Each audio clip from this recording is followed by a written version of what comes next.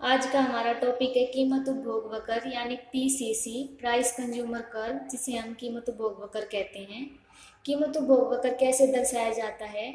तो अन्य बातें समान रहने पर, अन्य बातें यानी कि जो मांग के निर्धारक तत्व होते हैं वो सभी समान रहते हैं।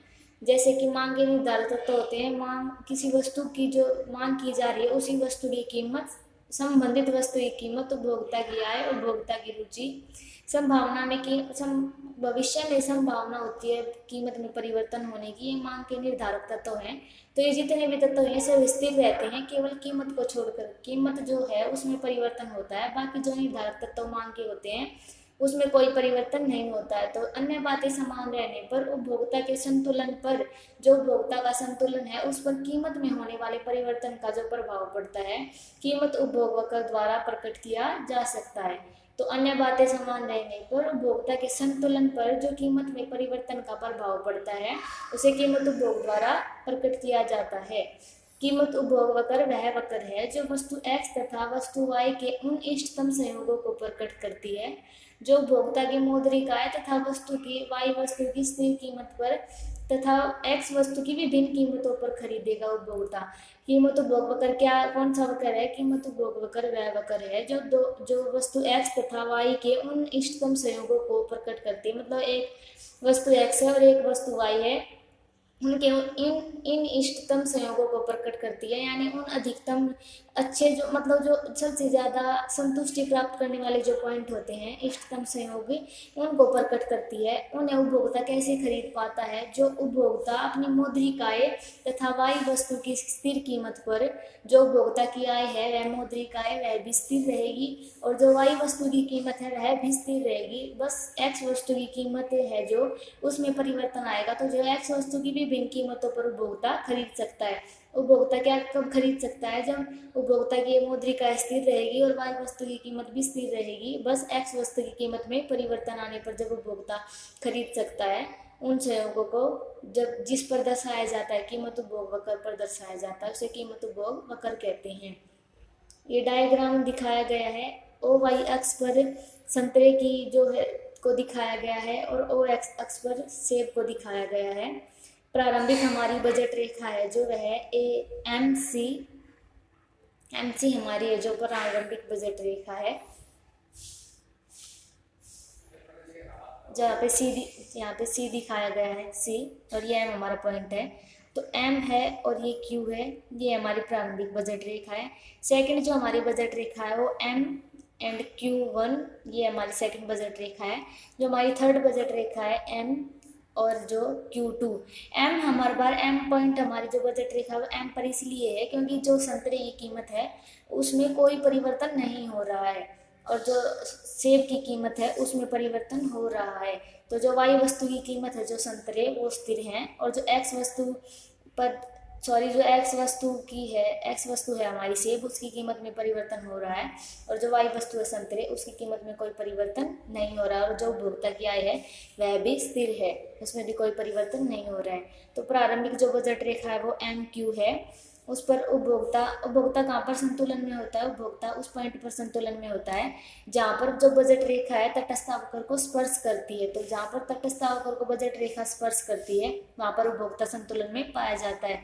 तो जो एम क्यू हमारी प्रारंभिक बजट रेखा है और उसके ऊपर जो तटस्थावकर दिखाया गया है, तो पॉइंट यहाँ इस पॉइंट पर जो बजट रेखा है वह तटस्थावकर को स्पर्श करती है, ये पी हमारा पॉइंट है। तो पी पॉइंट पर उपभोक्ता इसमें संतुलन में है। जब वस्तु की कीमत कम हो जाती है, वस्तु की कीमत कम हो जाती है तो उपभोक्ता सेब की अधिक मात्रा खरीद सकता है।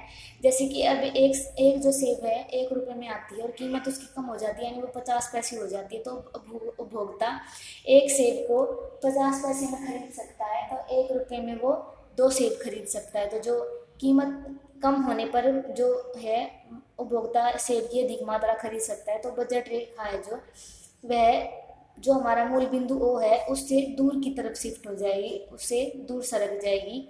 तो जो हमारी बजट रेखा है वो एम क्यू से सरक कर MQ1 हो जाती है और MQ1 पर जो तटस्थावकर नया शिफ्ट हुआ है उस तटस्थावकर पर जो स्पर्श बिंदु कहाँ पर है? यहाँ पर स्पर्श बिंदु है जहाँ पर बजट रेखा तटस्थावकर को स्पर्श कर रही है। P1 पॉइंट पर जो बजट रेखा है वह तटस्थ अवकर को स्पर्श कर रही है। तो जो कीमत कम होने पर हमारा संतुलन बिंदु हुआ वह P1 हुआ। और जब कीमत और भी ज़्यादा कम हो जाती है, अब मान लीजिए और भी ज़्यादा कम हो जाती है कीमत, तो अब 25 पैसे की एक सेब आ जाती है। तो अगर एक सेब कीमत कम हुई तो उपभोक्ता सेब की और अधिक मात्रा खरीद सकता है। तो वह 1 रुपये में 4 सेब खरीद सकता है 25 पैसे के हिसाब से। तो जो बजट रेखा है वह मूल बिंदु ओ से और भी दूर शिफ्ट हो जाती है, ऊपर की तरफ बाएं दाएं तरफ शिफ्ट हो जाती है बजट रेखा। तो MQ2 हमारी बजट रेखा हो जाएगी।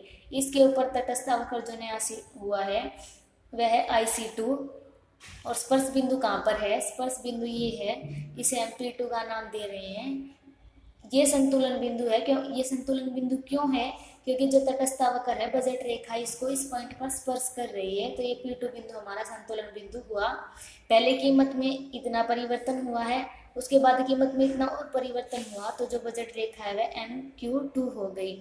अब इन तीनों पॉइंट जो हमें प्राप्त हुए, P पॉइंट, P1 पॉइंट और P2 पॉइंट, इन तीनों पॉइंटों को अगर हम मिला देते हैं तो जो हमें प्राप्त होता है उसे हम PCC यानी प्राइस कंज्यूमर कर्व कहेंगे, कीमत उपभोग वक्र।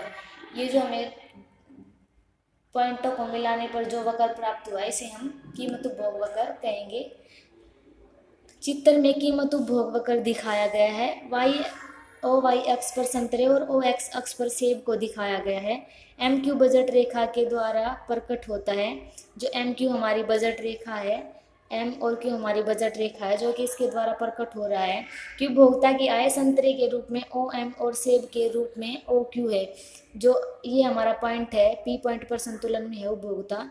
तो हमारी जो सेब, इसकी जो सेब की मात्रा है, उपभोक्ता की जो आय है, उपभोक्ता की आय संतरी के रूप में है जो OM है, और जो सेब के रूप में है वह OQ है।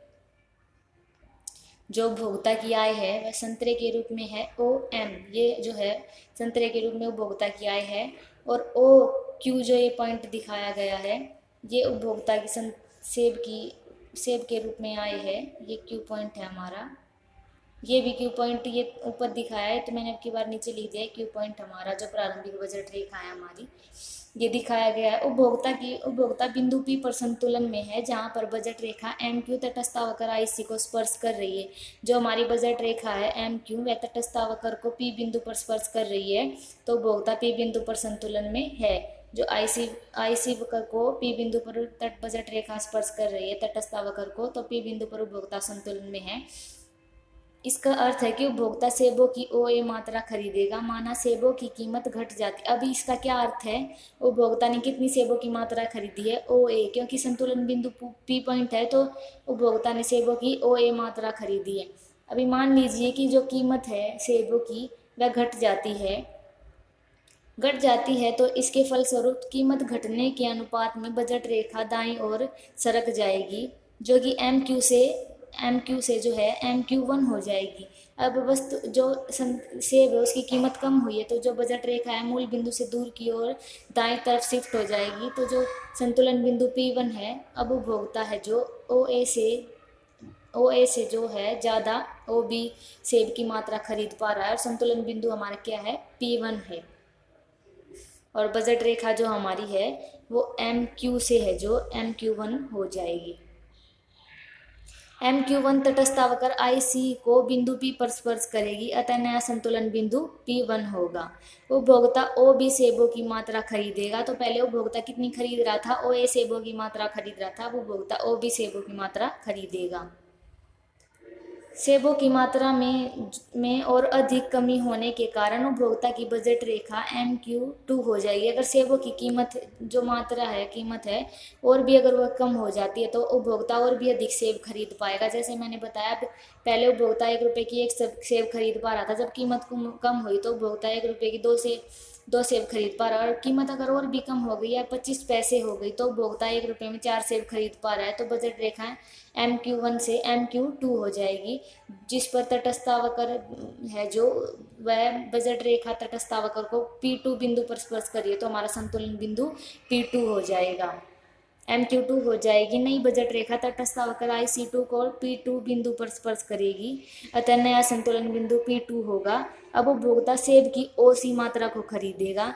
अभी पहले जो पहला पॉइंट पी संतुलन है तो उस पर उपभोक्ता ओ ए मात्रा को खरीद रहा है सेब की। अब P1 पर उपभोक्ता ए ओ ए से अधिक यानी ओ बी मात्रा को खरीद रहा है, और जो P2 बिंदु है उस पर उपभोक्ता ओ ए और ओ बी से भी अधिक ओ सी मात्रा को खरीद रहा है। अब P और P1 और P2 जो तीनों संतुलन बिंदु हैं इनको हम मिला देंगे तो हमें PCC वक्र प्राप्त होगा, जिसे हम कीमत उपभोग वक्र कहते हैं। सेब ओसी की मात्रा खरीदेगा तो पी और P1 और P2 बिंदुओं को मिलाने से कीमत उपभोग वक्र प्राप्त होगा। आई होप आप लोगों को वीडियो समझ आ गई।